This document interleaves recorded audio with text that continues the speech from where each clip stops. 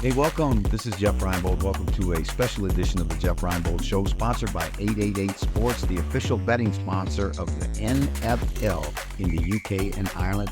We are here to take your questions and hear your voice on the Jeff Reinebold Show. So, Michael, let's go to the question. Jeff, first off, big welcome in to everyone listening. Manchester United on sale. Irish dates coming soon for you, my friend.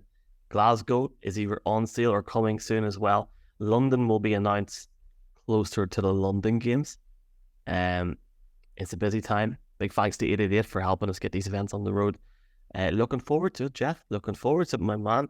You know, you just hit me with, like, greatness never sleeps, bro. Right? That mind of look at this. I mean, that mind of yours is incredible because you know what? That's what we should. This tour that we're taking throughout the UK and Ireland, we should actually call it Jeff and Friends, because we're going to bring some friends with us, whether we bring them live or whether we bring them by Zoom. And it's a chance for all of us, all of our friends, to get together and celebrate our love for football on those nights in Dublin, in Glasgow, in Limerick, Belfast, Belfast, in Manchester, hopefully in London. Why not Cardiff? Let's go. London will happen.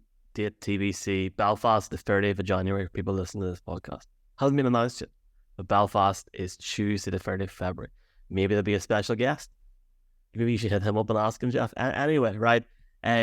Whoa! That's really close to New Year's Eve. I've never spent. No, hold on. The 30th of January.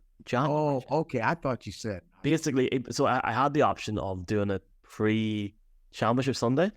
And I thought, well, Jeff would want it to be a Super Bowl preview, It made more sense to have it like that. Now, don't get me wrong, some events like Glasgow will be it's playoff time. London maybe before championship. But I think for me, folks, like if I'm helping organising it, it makes sense for me to be closer to home before I go away. So, yeah, Belfast is that Tuesday. Dublin's that Friday. Tickets on sale soon. Do subscribe to us. I'm going to shut up because I've got mailbag questions for Jeff here. Jeff, Simon Thurston says, why does Jeff always type in capital letters? And I replied saying, I am 200% asking him this. All right, Simon. Now, I'm not going to answer this, Simon, because we always say you have to tell us where you're from. Oh, no, I'll tell you where he's from. He's from near Southampton in England. Okay, well, so near Southampton in England, Simon. All right, here is the reason why. My mother gave me a lot of great qualities, right? But one of the curses that she gave me was her eyesight. So my eyesight, Simon, is not very good. And it's very difficult for me to read those little small letters on my phone as I type. So I type in capitals so that I can read. I know everybody tells me, why are you screaming?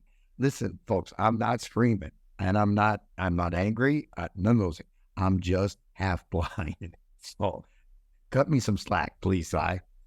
As someone that wears contact lenses, I can fully integrate with this. I feel bad asking that question now. However, I enjoy the capital letters. I get that question all the time. You know what? I've noticed, I think we started a trend because I'm starting to see other people typing in capital letters too. Mahalo. Liz from Manchester. How excited is Jeff to catch up with his favorite Manchester girl come December? Yeah, Jeff. Just while this is on my mind here, we're definitely getting you a Manchester United jersey that day, and you're gonna wear it. Wait, whoa. You do realize that would be heresy, and I would never turn my back on my Leeds Mighty Whites. I might wear a Leeds jersey. Like you can't do that, Jesus. You can't be at that. No, Lizzie's got a fair point, though. I mean, it's gonna be a great day, and I guess you talked a wee bit there about the different events. This one is in Band on the Wall. It's close to the city centre. It's a theatre, Jeff. So it's I'm excited to see what your game plan is. I'm just gonna let you manage this whole thing. I'm gonna turn up, but it's a matinee, Jeff. So we'll have you home in time for Coronation Street at 7 o'clock. Well, it's going to be a lot of fun, and Liz and her husband Barat are very good NFL fans. They've been NFL fans for a long time.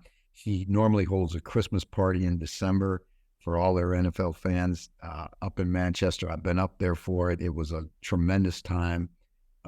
She is one of the really, really great fans that we have throughout the UK. She's very, very active in social media, and actually has begun a little bit of a burgeoning, I would say, social media career relative to football. She's very close with Hannah. She's very close with Phoebe. She runs with the movers and shakers in female fandom, and is a great lady. And I can't wait to spend time with her and Brad when we're up in Manchester for our show. She'll be up on stage and peppering us with questions, and she's got some hot takes now. Like a lot of women, she's not shy about her opinions, and she's going to tell you what she feels. I love it. Love it. Shout out to Tom from Dublin, who's saying add-on Dublin, not from Manchester. Yes, Tom, you're watching this. You know what's happening. Anyway, right. UK Colts fans from the UK. Colts fans, Jeff. Now, this is going out on Thursday, so we are pre-recording this. Try and stay off too much Jonathan Taylor talk here and get something done. I'm sure it'll be fine. But season expectations, Jeff, for the Colts. How does Jeff see Richardson progressing this year? Well, oh no, hold on. Here we go. You've caught me in this. There's a mini viral, because I was chatting to my man George Agator about this last week, and he hasn't seen the video where you're like, you're not down on Anthony Richardson, but you're like, that went viral around the draft. It was actually quite good content. Do you remember that? Yeah, I do, and I stand by what I say. I think the kid has a tremendous arm, right?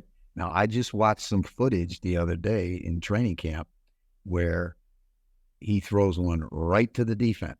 And, Colt fans, all I'm going to say to you is you're going to have to live with some of those growing pains, right?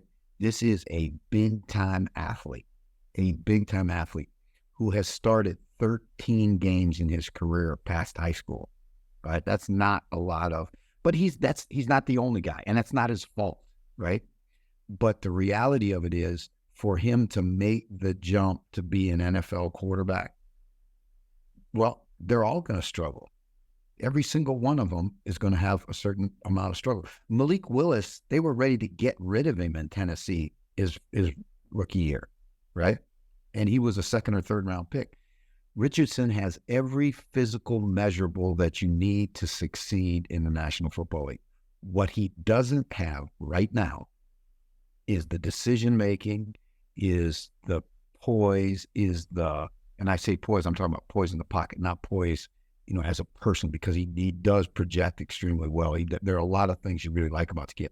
And those things can only be learned where? On the game field, on the practice field, in reps, live reps.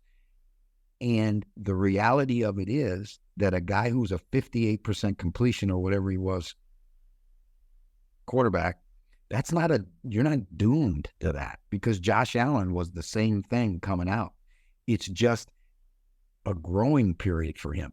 The difference between what Josh Allen did and what I think Richardson's got to be able to do is, you look at that football team that Josh Allen had around him early, and it's better, and it improved over that time as he was learning to become a quarterback in the NFL, and he got great coaching from Brian Daboll. I think Richardson's going to get great coaching in Indianapolis. But again, fans, just be patient with the kid. Don't temper the expectation. Just because he can throw the ball through the roof, that doesn't make him a quarterback yet, right?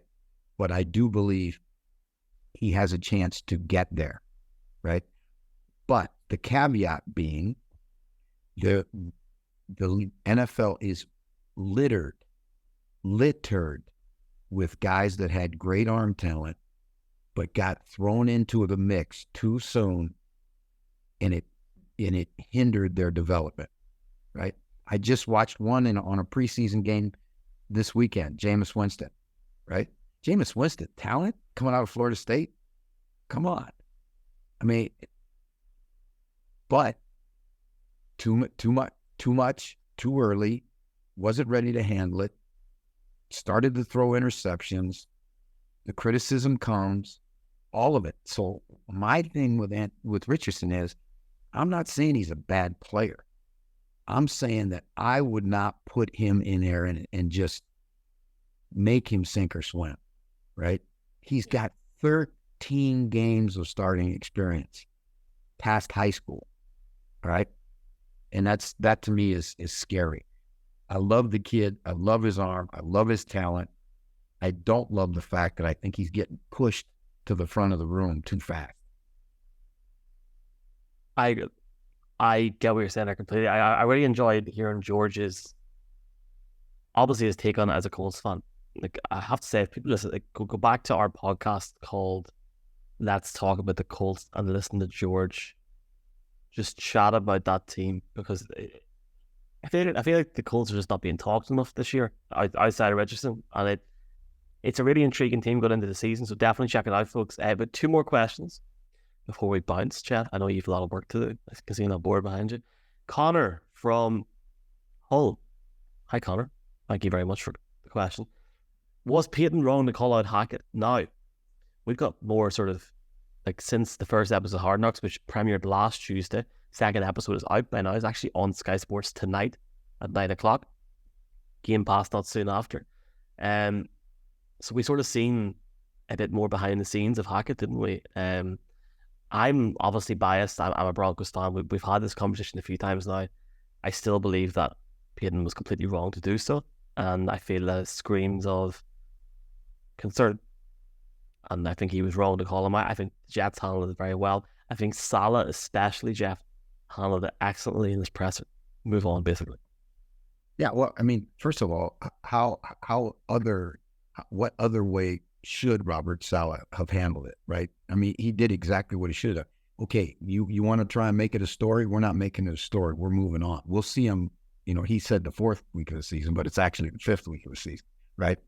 And do you think there won't be extra motivation? Sure, there will be. But he's not going to make it a story right now. Really smart by a young head coach. What Peyton did, in my opinion, was completely well thought out and well rehearsed. He said those things. He can back away from it all he wants. He said those things for a reason, right? He was setting a narrative that he wanted the media to bite. He's a very smart guy. He's media savvy. He said, well, I had my Fox hat on instead of my Broncos hat on.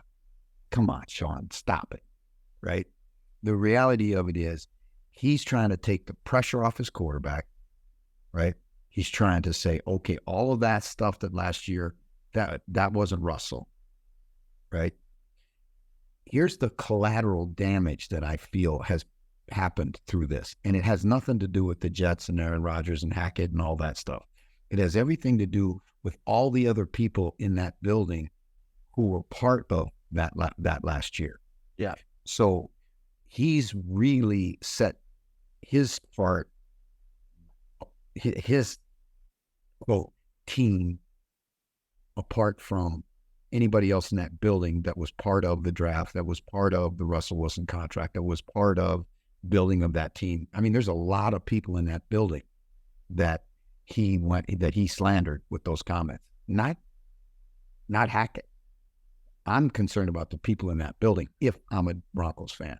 Now, his personality is so strong that he doesn't care. Now, who does that sound like? Bill Parcells, right? Well, who did Sean Payton learn his football from? Bill Parcells, right? I mean, Parcells was famous for these kinds of things. So I think it was very well thought out, very contrived, it got the message that he wanted out there, the narrative that he wanted out there. And I don't think he worries one single bit about hurting Hackett's feelings or violating the code of conduct that coaches are supposed to have. Right? Yeah. He does. Final question. He, as a matter of fact, because I know Sean a little bit, I think Sean kind of likes wearing the black hat. I think he kind of likes being that guy, right? Let's get him on the podcast. All right. Do it. Yeah? Let's do it. Are you going to approach him or am I going to approach him? Because I can tell you right now, I have asked, not for Peyton, but different Peyton. Yeah, do it. Like, let's get him on. Like, we can literally ask him everything except that. I'm sure we'll definitely have a bit of fun there. Last question from a guy in London, MMQB UK. Thank you, man, for your question. I can't give you a good answer for this because I feel like it's so tight. Do you believe any team in the AFC playoffs last year has got worse in this off season? Now, that goes on last year where you had like the Chargers coming into it, Jaguars were there. I feel, Jeff, right? The AFC is just so stacked and this has got better. It's hard to really pick a team, isn't it? Well, the only one that I would say I would wonder about in that regard is the Bills, right? How much I wouldn't say it that have they gotten worse. I'd say, have they improved like the Jets have improved? Have they improved like I think the Dolphins have improved, right? So, and the Patriots didn't make the playoffs, so we can't count them. I think with the Bills, you know, you look at it and you say, what was the big off-season move that they made to put themselves over the hump, right? Because here's the thing, and it's really interesting, with Cincinnati, with Kansas City, with Miami, you know, with all the teams in the AFC that are so strong, on paper anyway, strong, Pittsburgh, Baltimore. I mean, there's a whole bunch of them. You can go as far as San Diego, right? Or excuse me, Los Angeles Chargers. But the window is so small, right? And, you know, well, you're going to get Von Miller back. That should be a plus, right? But again, you bring back a guy like Jordan Poyer, who's a 30-some-year-old safety, right? How much tread does he have left on his tires? I think that the window is already starting to narrow and close for the Bills, where you look at the other teams, Miami's window is wide open as long as Tua stays healthy. The Jets' window is wide open as long as Rodgers stays healthy. Well, the Bills' window is still open, but not nearly as wide, I don't think, as those other teams. Bills fans, UK, Ireland, you know what to do. Comment below. Jeff, we'll again, as we said, we'll try and do this at least once a week until the season starts, and we'll keep doing it during the season. We'll do a mailbag, probably do a members mailbag during the season. Big few weeks ahead. You got the college game next weekend over here, and we're looking ahead to the season. We've got the London games coming up in a month or change. Wish you the very, very best this weekend. Who you guys got on Thursday or Friday? We play Thursday night against the Edmonton Elks. It is on CBS College Sports. You can get it on CFL Plus, and you know you can stream it. And again, this is a big game for us, right? We have got to stay in the playoff hunt in the Eastern Division, and a win this weekend would put us right back in the mix. Right now, we're tied for third, and we're in the playoff spot. But, you know, again, every week you're just trying to get 2 points, and that's 2 points closer to the playoffs. I love it, Jeff. Say goodbye to us, and we will chat to you all soon. Jeff's links to his events are in the comments, folks. Please do support the show. We really appreciate it. I'll talk to you soon. Jeff Mahler. Yep. Again, thank you very much again for listening. Thank you very much for being a part of the tribe and for being with us every week. And to 888 Sports, the official betting sponsor of the NFL in the UK and Ireland, our official sponsor, we say mahalo and aloha.